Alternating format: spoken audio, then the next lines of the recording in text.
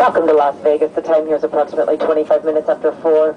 We will be taxiing for a short time, and for your safety as well as those around you, please remain seated till we have parked at the gate and the seatbelt sign has been turned off.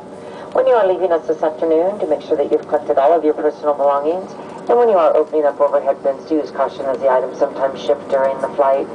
If you happen to be making a connection here, there are TV monitors located throughout the concourse. The cities are listed alphabetically.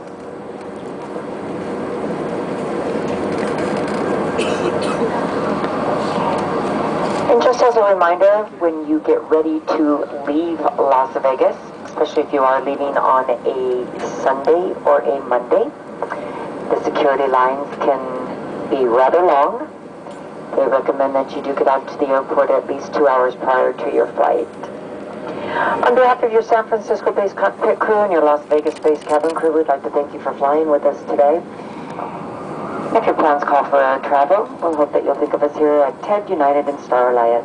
Have a very pleasant and safe day here in Las Vegas or wherever your final destination may take you.